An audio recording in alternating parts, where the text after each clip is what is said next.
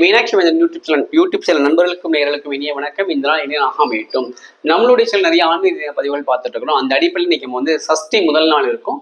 இந்த முதல் நாள் நம்ம என்ன பதிவு தெரிஞ்சுக்க போறோம் அப்படின்னு பார்க்க போறோம். இந்த முதல் நாள் நம்ம தெரிஞ்சுக்கக்கூடிய பதிவு கந்த சஷ்டியோட சிறப்புகள் என்ன, அதை எப்படி படிச்சா நமக்கு என்ன பலன்கள் கிடைக்கும் தெரிஞ்சுக்க போறோம். வாங்க வீடியோக்குள்ள போகலாம்.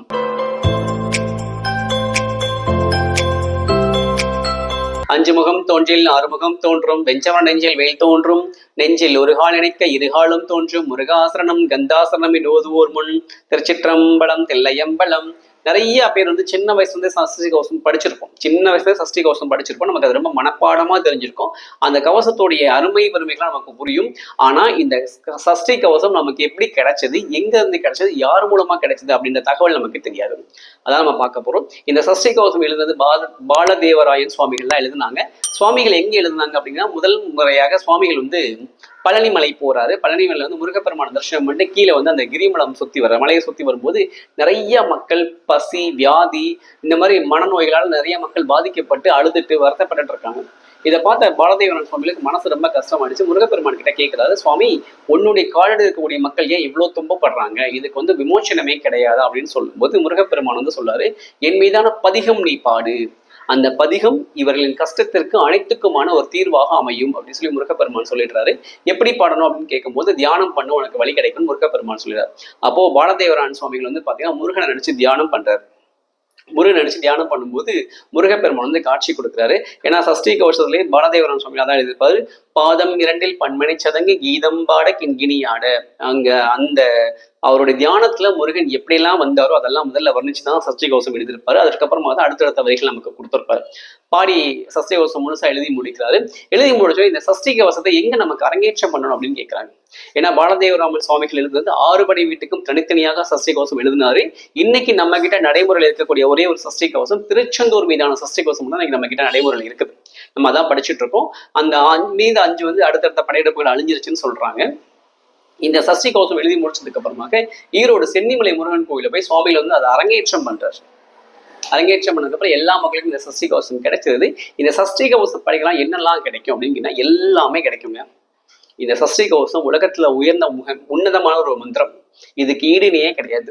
இதை எப்படி பாராயணம் பண்ணும், இதுல என்னெல்லாம் கிடைக்குன்னா அதுலயே சுவாமிகள் சொல்லியிருப்பாரு, ஈரேல் உலகமும் எனக்கு உறவாக, ஈரேல 14 உலகங்களும் எனக்கு வசமாகணும். இதை படிக்கும் போது ஆணும் பெண்ணும் அனைவரும் எனக்கா, எல்லா மக்களையும் நான் நேசிக்கிற மாதிரி எல்லா மக்களும் என்னையும் நேசிக்கணும் அப்படின்னு பாடியிருப்பார். அதுக்கப்புறமாக நவகோள் மகிழ்ந்து நன்மை எழுத்திட, முருகப்பெருமானை வழிபடும் போதும் முருகப்பெருமானுக்கு உகந்த இந்த சஷ்டி கவசத்தை சொல்லும் போதும் நவகிரகங்கள் எல்லாம் மகிழ்ந்து எந்த விதமான அந்த கிரகச்சாரங்களும் அதோட பலன்களும் அதிகமான பாதிப்புகளை நமக்கு தராது அப்படின்னு பாடியிருப்பார்.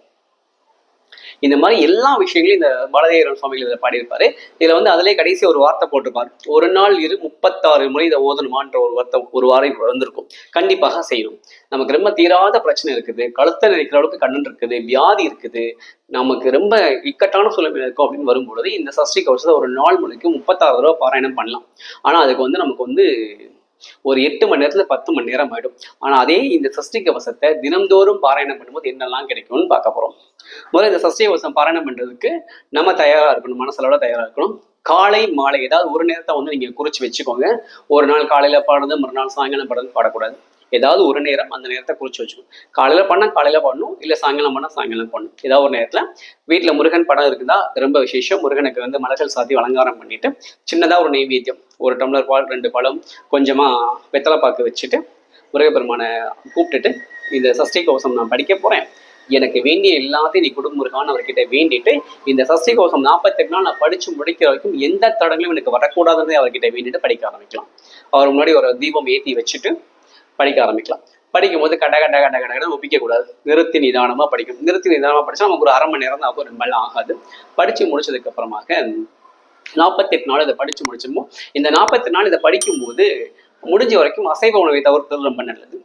அது ரொம்ப விசேஷம். அது இன்னும் அதிகமான பலன்களை தரும்.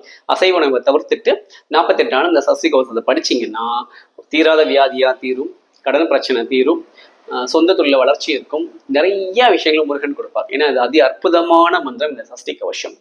இந்த சஷ்டி கவசம் நமக்கு எப்படி கிடைச்சது, நம்ம எப்படி பாராயணம் பண்ண போறோம் அப்படின்றத சஷ்டியோட முதல் நாளா நம்ம தெரிஞ்சுக்கிறோம்.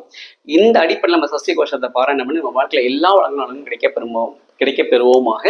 எல்லா வளங்களையும் நலங்களையும் தருவதற்கு முருகன் ரெடியா இருக்கா, நம்ம வாங்குறதுக்கு ரெடியா இருப்போம். ஸ்ரீ மீனாட்சி மேல் யூடியூப் சேனல் சப்ஸ்கிரைப் பண்ணிக்கோங்க, லைக் பண்ணுங்க, கமெண்ட் பண்ணுங்க, ஷேர் பண்ணுங்க, மறக்காம பக்கத்துடைய பெல் ஐகானை கிளிக் பண்ணிக்கோங்க. அப்பதான் நாங்கள் அடுத்தடுத்து போடக்கூடிய வீடியோஸ் உங்களுக்கு வரும். நன்றி, வணக்கம். வான்மிகையில் வளாது பெய்க மலிவளம் சுரக்க மன்னன் கோன்முறை அரசு செய்க குறைவிலாதீர்கள் வாழ்க. நான்மை அரங்கள் உங்க நட்சவம் இல்வி மல்க மேன்மைகள் செய்வனது விலங்கு உலகம் எல்லாம். திருச்சிற்றம்பலம் தில்லையம்பலம்.